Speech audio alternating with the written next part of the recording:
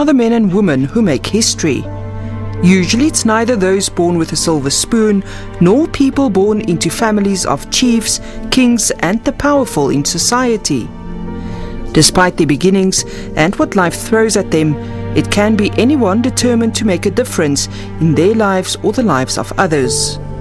This episode of Special Assignment commemorates Mandela Day through profiling the story of Deputy Chief Justice Raymond Zondo's life, whose humble beginnings didn't hold any promise of a bright future. But through hard work and the help of good Samaritans in his life, he has ascended to the second most powerful seat in South Africa's judiciary.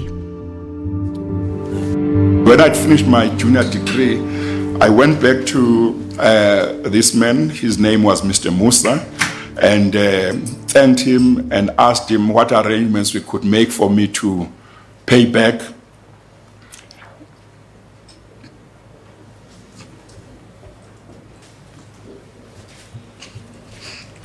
Sorry, Chief Justice.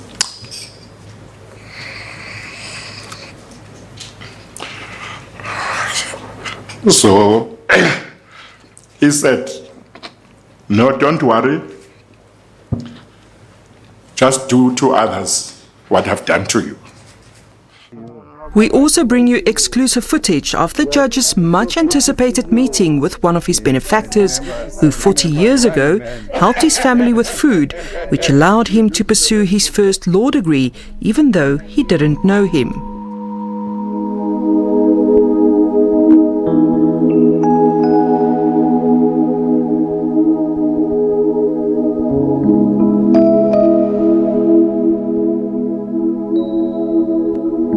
In 1960, South Africa was in turmoil. Women protested against oppressive laws and set fire to cane fields, leading to many of their arrests. In Durban, January, Cato Manor, the women are frustrated by the men who spend all their earnings in beer halls and decide to get rid of them.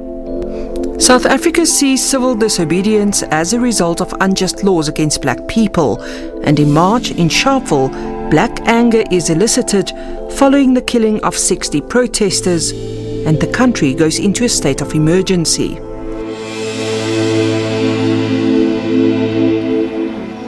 Two months later, in the midst of all the chaos in the country, below the scenic Ixhopo Hills in the southern Midlands of Durban, Judge Raymond Zondo is born. The story of a typical black family at the time was one of poverty, but Judge Zondo's family were amongst the poorest of the poor. By doing piece jobs, his mother made sure they went to school and had something to eat.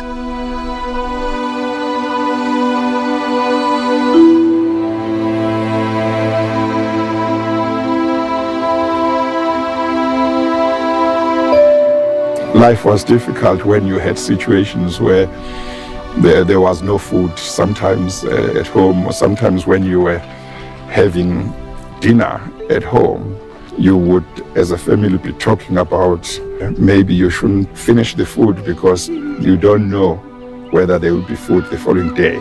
So if you finish this food, then you would wake up the following day without anything. Or sometimes all you would have in the family at a certain time would be a packet of mealie meal, and then sugar, and maybe salt. So my mother would prepare what we call uputu. That's like dry pap, not the pap that you are used to. And then you would do a sugar water and eat that with sugar water, and it would be fine. So it was difficult. We visited Judge Zondo at his office in Johannesburg to understand more about his life. At some stage before I decided on law, I was thinking about being a priest. I was also thinking at some stage about being a police officer. But at a certain stage, I made up my mind that I was going to do law. And that was influenced to a very large extent by the fact that in my history studies at secondary school, high school, secondary school, I gained the impression that in many societies where people were oppressed, and where people were struggling against oppression and struggling for freedom, lawyers appeared to play important roles in various people's struggles for freedom. And because of our own oppression as black people in South Africa at the time, I thought that if I studied law, I might be able to make a greater contribution with regard to our struggle for freedom. After graduating with his first degree from the University of KwaZulu-Natal and having worked for 13 months at the Legal Resources Centre, he was offered an opportunity to do his articles in Durban. This is the building that used to house the struggle icon and human rights lawyer Victoria Mklenge's legal practice, where he mainly worked on labour matters. I felt very privileged at the time to have been accepted by that law firm to do articles with them, particularly under Mrs. Mklenge herself, because she was a great human rights lawyer. She was very dedicated to the struggle for freedom. She was very committed to helping poor people. She was very committed to helping students. I very much wanted to go and work there, and fortunately I was accepted, and she told me she accepted me even though there was no vacancy. The law firm dealt with a variety of cases, and if you were doing articles, you did all cases. Although I was given the labor law department to establish, my work was not confined to labor law cases, because being new in the field, I needed to know as much as possible. So some of the cases that were done, apart from human rights cases, political cases, then labor cases, there were a lot of evictions of people from townships, and the law firm did some of those as well. Mklenge's husband Griffiths had been politically assassinated earlier in 1981. In 1985, she too was brutally killed. As we arrived close to the gate, his son was here, and I said to his son, no, he doesn't have to open the gate, he can just come in because I'm not coming in. And so he came to the car and opened the rear left door, and the mother opened the front door. She was collecting her parcels, and the son was going to collect parcels from behind. And at that time I wasn't studying. People came in, the people sprang from this area, and I had 2 clicks. I thought it was a toy gun. I thought it must be people pulling a first one on his son. And all of a sudden I heard them saying, Kulma Sevens. And then I saw one taking a tomahawk and actually passing. And she didn't realize that this was her front. And she shouted, running this way. And they were following. I was shocked to hear first of the assassination, but 2 of the brutality that was used to assassinate her. It was something very disturbing, and of course, you know, she was my principal, you know, and in effect that meant that my articles were coming to an end. But of course, what was important, which already at that time, of course, I was appreciating, was the political implications of the assassination. There was a lot of anger from people in the townships at the time, because she was very popular and she had helped a lot of people as a lawyer and simply as a person.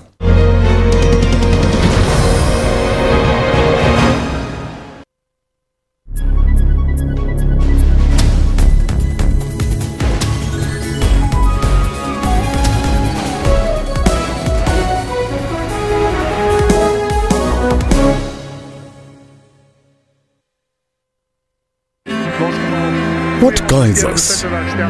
What leads us forward? Is it the advice of our elders? Is it the actions of our people? Or the voices of our citizens? Your country is guided by the voices of its people, and your broadcaster is dependent on your voice to guide it. Get your copy of the SABC's editorial policy and have your say.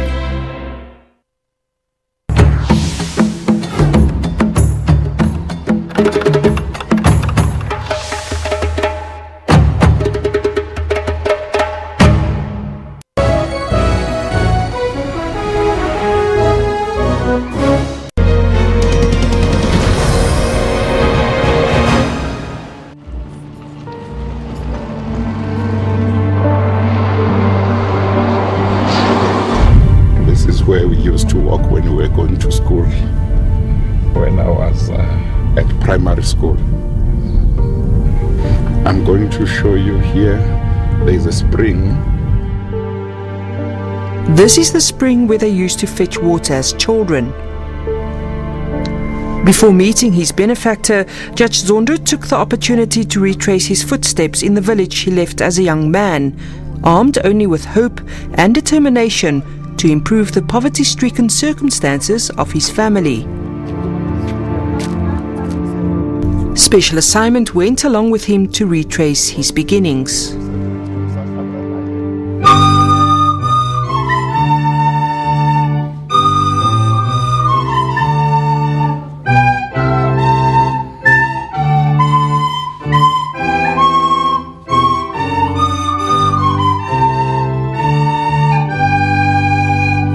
Abazali, abantwana nabothisha, umyalezo othi imfundo ibalulekile kakhulu.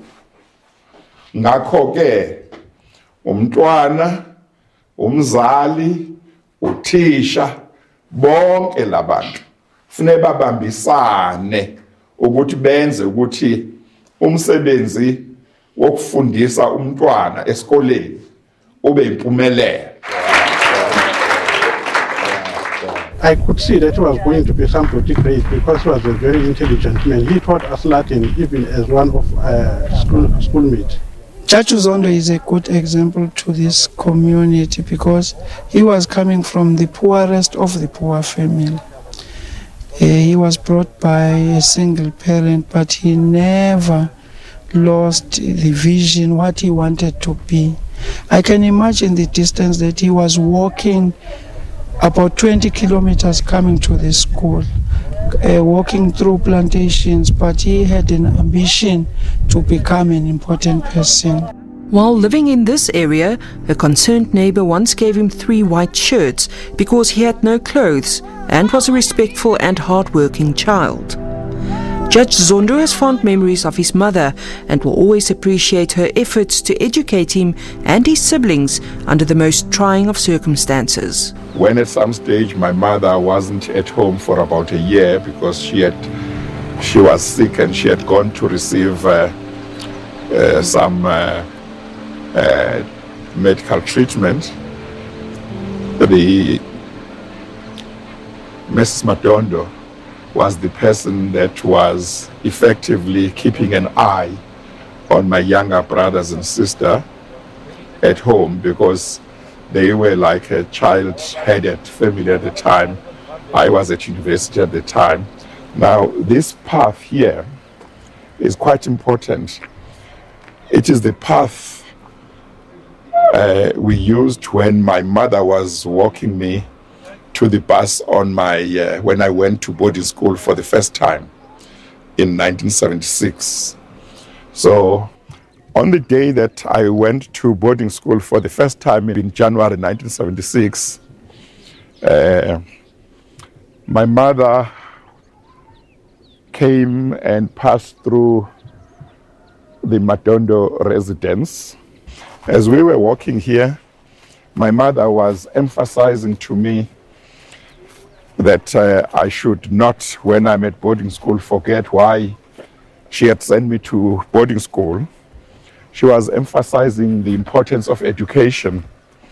And I can still remember that on that day, that morning, she was wearing a torn pinafore and was telling me how much she had sacrificed to save money to send me to boarding school. Uyaphila kodwa akumnandi ukubona so uyisixoxa okay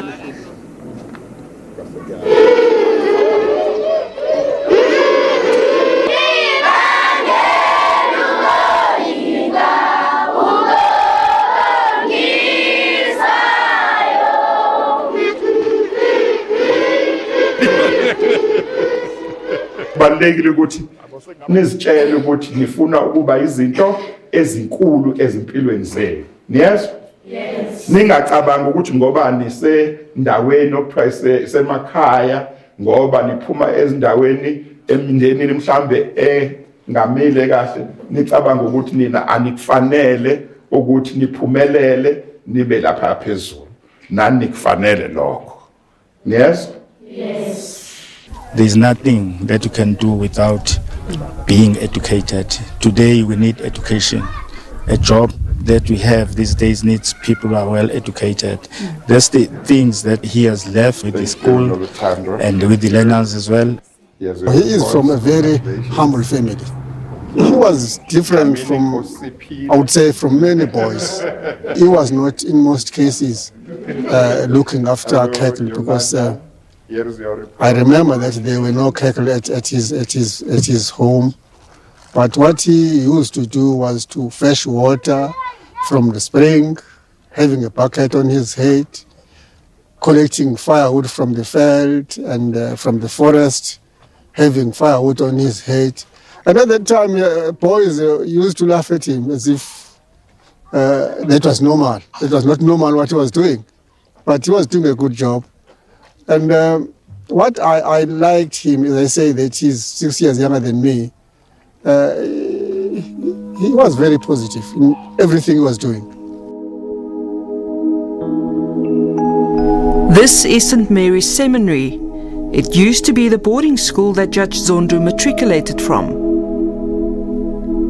He credits the school with instilling a sense of discipline in him and for being a stepping stone towards a more rigorous academic life.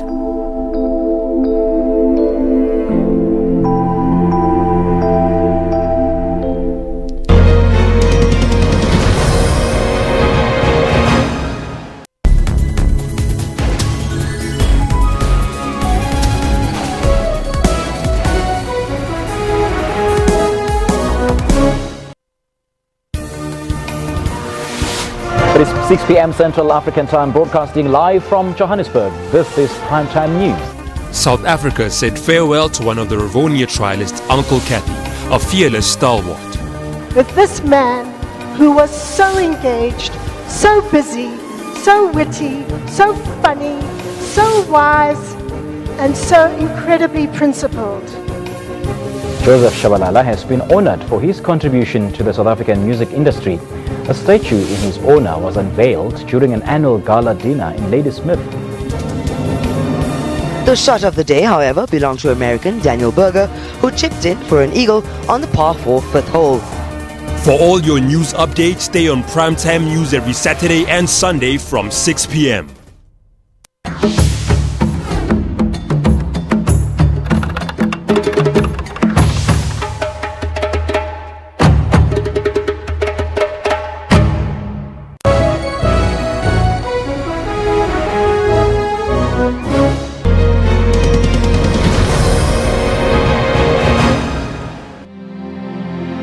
After Judge Zondo's emotional testimony, Mr. Bucks, whose name Judge Zondo always thought was Mr. Musa, was located.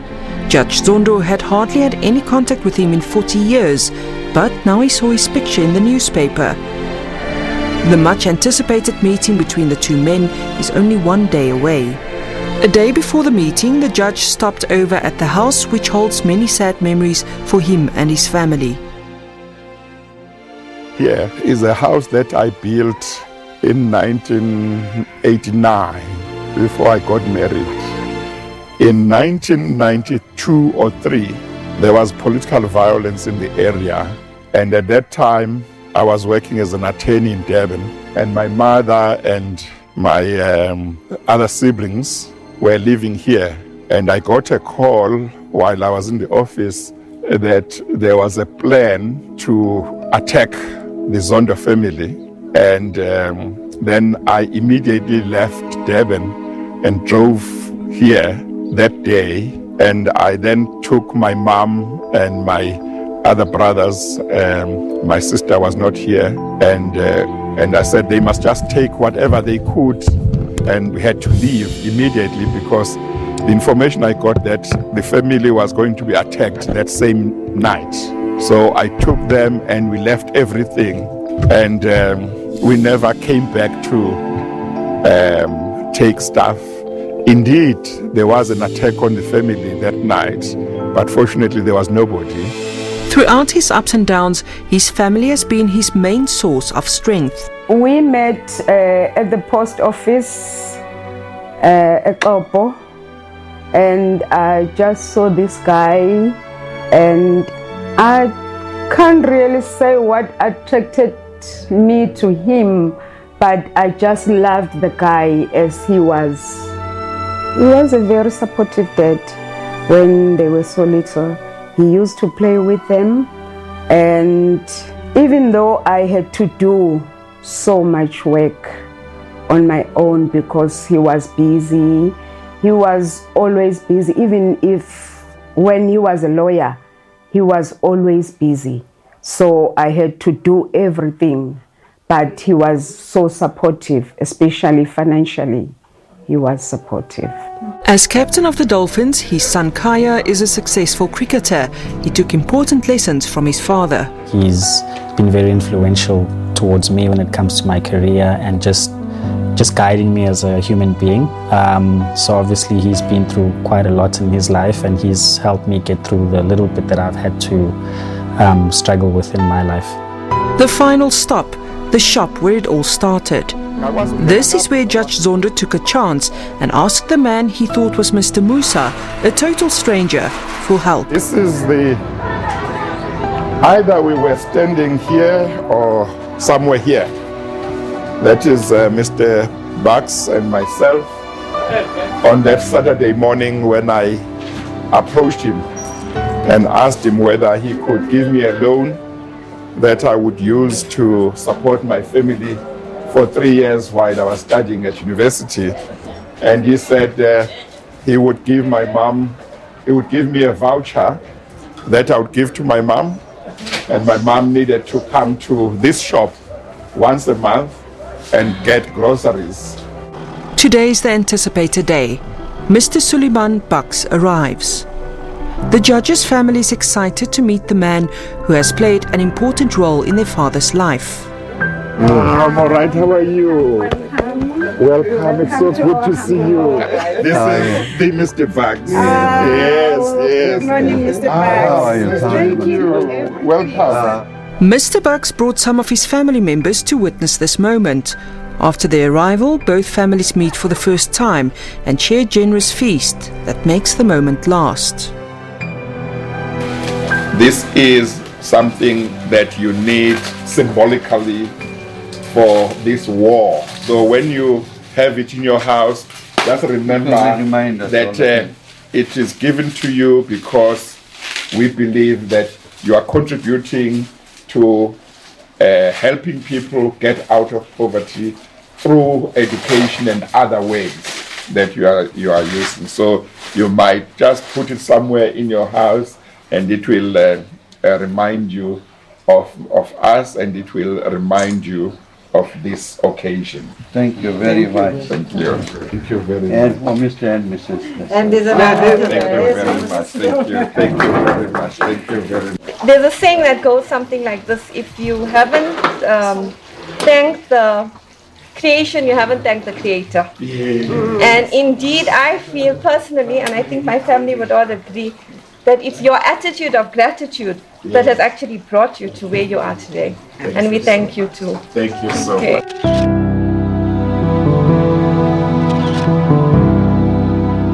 The journalist who traced Mr. Bucks after hearing the judge's emotional testimony was there to witness this historic moment. Well, actually, it's quite an interesting story. I belong to a group called the Port Shepstone Business Forum, And one of our good friends, Mtoko Mbombo, he posted it on our WhatsApp group. And I thought, I know this somewhere, somehow. And I went back, I said, surely somebody knows who this guy is, this Mr. Musa in Nkopa. And then another good friend of ours, Dr. Ayo Bucks, who's also part of the group, he said, hey, that's my cousin. And that's where it all started.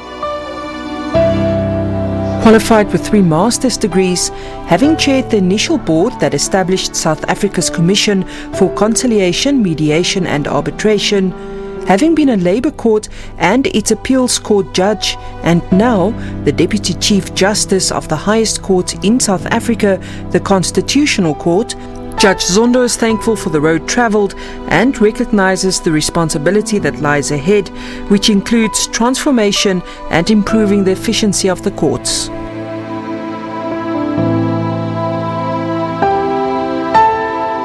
I think the role of the judiciary in post-apartheid South Africa has been to protect and deepen and strengthen our constitutional democracy, to strengthen the rule of law. And of course, when one looks at some of the judgments that various courts have given, including the Constitutional Court, one will see that there are a number of judgments where the courts have been called upon to deal with issues that affect ordinary people, poor people in our country. Our courts, I think, the judiciary have been very active in dealing with matters and sensitive to the interests of poor people. Evictions is one area, socio-economic rights that are in our constitution. I see my role as assisting the Chief Justice in providing leadership to the entire judiciary, dealing with postponements and some of the unnecessary postponements that happen in the system, in the courts. But I know, for example, that as I start in this new position, already there are a number of systems in place that the Chief Justice, together with other leaders of the judiciary, the judges, president, and the president of the Supreme Court of Appeal, have put in place. Judge Zondo has achieved high levels of success in his career, thanks to, among others, the help of Mr. Bucks, who insists on not being recognized or celebrated because he was just fulfilling his obligation to humanity. Mr. Bucks asked only that Judge Zondo help others as he had helped him, a standard that Judge Zondo has lived by and which has helped others to achieve their dreams. These champions of our society make our world a better place. I look back to that Saturday morning when I stood in front of him and put my request to him, and we had that discussion. And I look back and realized that it could have meant that I didn't go to university if I didn't find help. And if I didn't go to university, I don't know if I would later on have been able to go to university, or whether I might have been distracted after starting work somewhere and never continued, or maybe lost the passion for what I wanted to do at university. So it's very crucial. It really could have changed the course of my history.